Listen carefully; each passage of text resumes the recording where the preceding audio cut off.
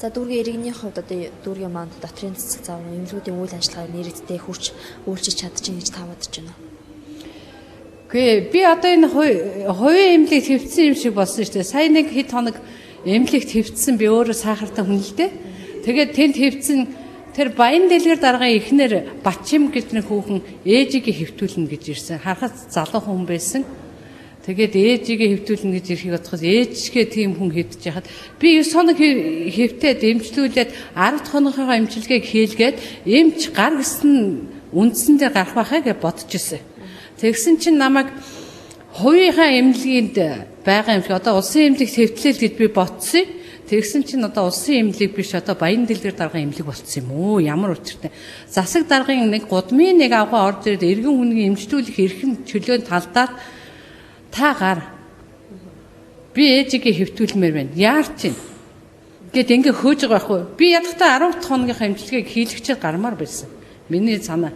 Хэр миний хоног гүйцэж байгаа ч гэсэн эмч маань ирээд сахарын маань эмчилээд намайг үзэх ёстой байсан. Баян дэлгэр дарга өөрөө сахартай хүн. Тэгээд тэр сахартай хүний эхнэр тэр сахартай хүнийг ямар хуу сэтгэлгээгээр яаж хандаж эмчлүүлж харж байх ёстой хүн маань өнөөдөр сахартай хүнд ямар сэтгэлгээ төрүүлвэ?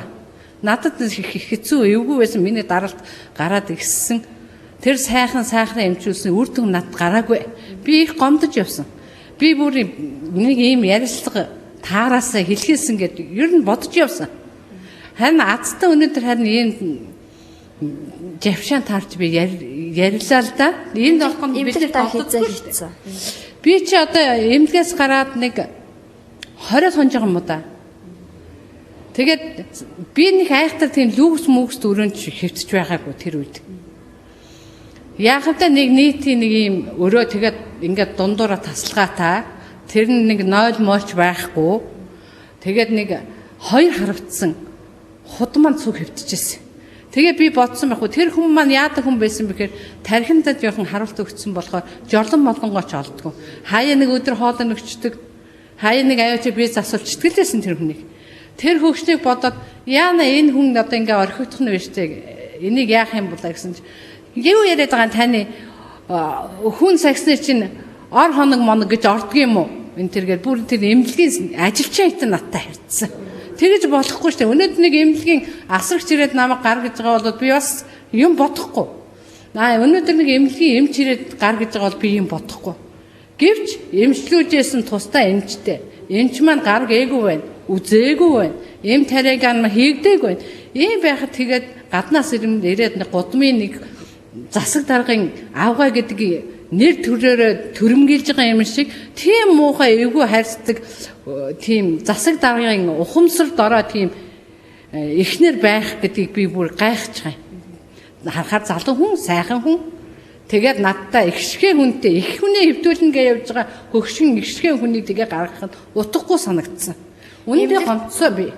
Эмнэлэгт маань өөр одоо сул ор байгаагүй юм уу? Таныг заавал ягаад гар гэдэг шалтгаыг одоо засаг даргын эхнэр маань хийлүү? Мэдхгүй одоо тэрэнд бол маш ихэн орж хэвтэж гараал ийсэн. Би чинь тэр нэг дөрвөлжин дотор л эмчүүлээд хэвтээд нэг гарч би засчаад орж ирэл нэг эргэлдээ аваад хэвчээдэг болохоор ямар учиртай намайг тэгснэг би мэдэхгүй. Сахартай хүн байсан юм уу? Тэр нь одоо ямар учиртай? Би ойлгоогүй. Үндэ мэдэхгүй байна тэр нь. Юу болоод намайг ирээд та гарах юм байна. Та гар гэлэн гэсэн. Ямар учиртай гэснэг одоо ч ойлгодоггүй би. Ер нь бол эмнэлгээс таныг хизээ гар гэсэн бэ. За тэгээд одоо засаг даргын эхнэр маань яг таныг гар гэдэг өөрөө хэлэхдээ эмчнэр гар гэж ийм тэгж ин гэдэг шалтгаыг одоо тооцож ирсэн үү?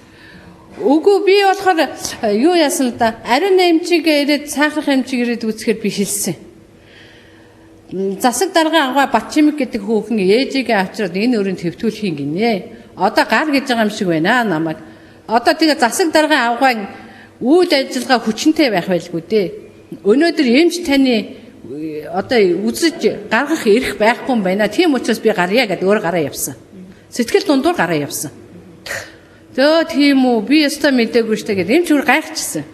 Тэгээд намайг хэлсний дараа л тэр эмч за тэгвэл одоо яана зэрэмжүүга та одоо эмчилгээгээ ядахтаа хийлэх ёстой. Өшөөний хоногийн эмчилгээ дутуу байна. Тэрийгээ хийлгэн эм тариагаа сайн бичүүлээд гараарай. Яана яагаад ингэсэн юм бол уул нь их ёсгүй штэ.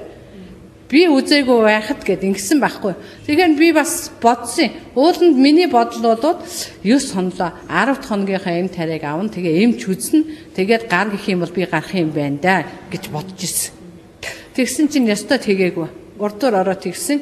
Тэр настай хүнээ хэвтүүлж бодож яваа хүн миний ихтэй адилхан юм настай хүндээ гэж яагаад жишиж ярьсан бодсонгүй тэр хүний толгойн потенциал ямар бага байна засаг дарга ихнэр гэхэд тэрэнд нь би их гомдож явахгүй залуу хүн шүү дээ.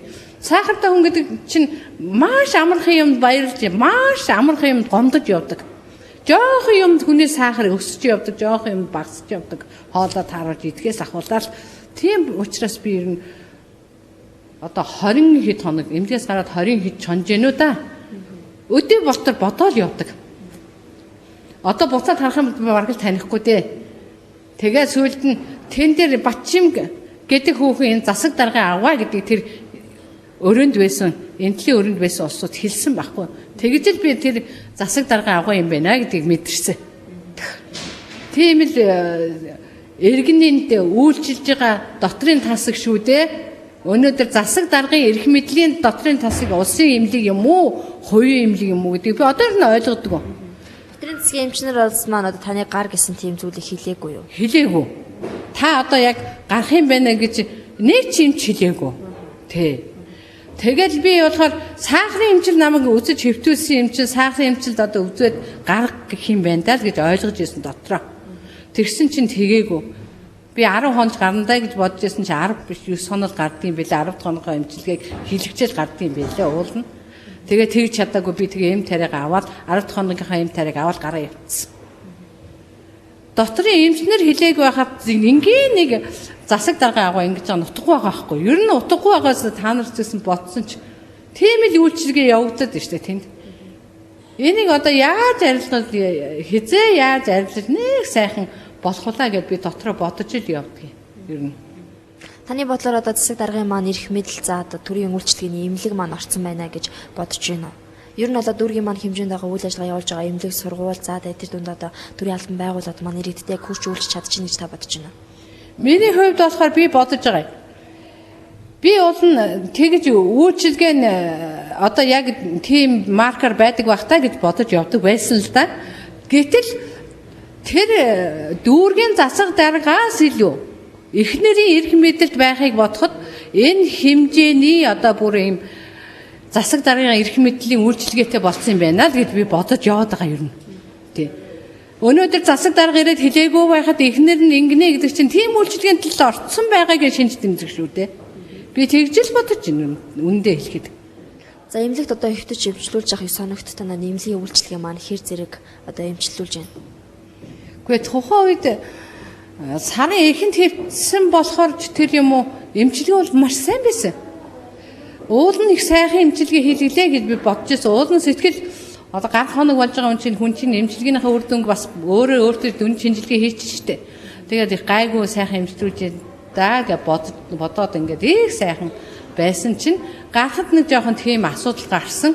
Тэр их миний сэтгэлийг эвгүй хүндсэн шүү.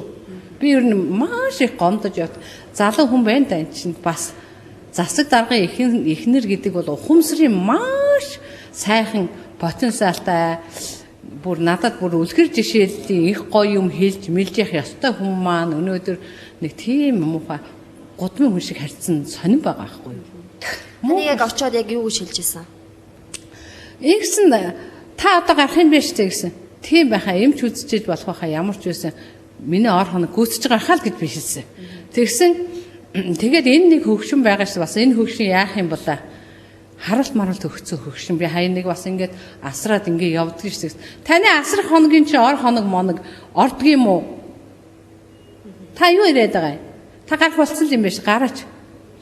Би хэрвээ гарах байсан бол эмч маань үзээд ингээд одоо бүх л тариа мараа юм хийлгэж л гарах байсан л да 9 хоноод 10 хоногийнхаа юу. Тэгэхэд тэгээгүй тэгээд тэрэндээ гомдоод би эм тариаг аваад гараа явцсан нэг өдрийнхаа эм тариаг аваад.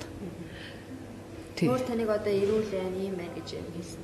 Надад хэлсэн шүү дээ. Хүн харахад ирүүл хүн байх юм. Зүгээр л хүн биш манай ээжийн дэр гэдэг ингэсэн. Тэгээд бодсон л да хөгшин улсуудын бие организм ялгаагүй байгаа дөө. Хүн харахад хүний дотоод эрэгтний гаднаас хараад яаж мэдэрдэг. Өөрөө сахартай хүний эхнэр одоо ингээд цай агуул сууж бид нар зүгээр л гів гинтэл өсөд арчааг болчихдог шүү дээ. Тэгээд тэр хүнийг асардаг засаг дарга сахартай тэрийг асардаг байж өнөөдөр хүнийг тэгэж сахарын маань өвчнөд дарамжил доош нь хийж явах ямар хэрэгтэй тэр хүн сайн мэдэх хүн шүү. Бас мэдэхгүй хүн бол бас яах вэ? Ер нь ингээд одоо таны бодлоор одоо үзэхэд дүүргийн маань хэмжээнд за тэгээд засаг дарга маань дүүрэгтэй одоо иргэдтэй хандаж хийж исэн ажлууд ер нь харагдаж байна. Гэхдээ яах вэ? Засаг дарга өнөөдөр за би ийм хийчлээ гэд мэдэхгүй. За сая нэг 90 жил гээд нэг рекламны нэг самбар гарсан юм шиг байна. Тэнд нэг телевиз тавигдсан юм шиг. Өшөө би сайн мэдэхгүй байгаа юм. Яг юм хумтан сайн танилцаж уншиж чадахгүй байна л да. Нүд сахарын юугаар бүрлзээд ном сайн уншиж чадахгүй би. Удаа уншихаар ингэ чилээд идэг байхгүй. Тэгээд сайн уншиж чадахгүй. Хүүхэд ирээсээ амралтаар тэгвэл уншуулахаас ингэ бодож л суух юм. Удаад зурагт үзэж чаддгүй шүү дээ би ч одоо. Чихээрээ сонсоод хөвтгээс биш нүд бүрлзээд нүднээ уг руу хатгаад идэг байхгүй. Яг нүдэн дээр одоо хийсэн юм гээд харагдах юм бол тэр л реклам самбар харагдаад байгаа шиг байгаа юм. Тэгээд энд нэг ээжийн шатрын клуб бүсэн юм байсан баг шүү. Нэг тийм байсан, нэг зурагт байсан да. За өшөөч би сайн мэдэхгүй байна. Одоо ер нь ингээ харахад иргэн хүнийхээ бодлоор одоо дүүргийн маань хэмжээнд хөгжиж байгаа зүйлээ за хомос байна гэж байна. Ер нь одоо ингээд хойч үеийг ингээд харахад эмзэглэл төрж ийн танд. Би боддгийн хаяанд байгаа энэ багнуур ямар сайхан тийм оройн болчихваа. Тэгэхэд тэрнээс ойрхон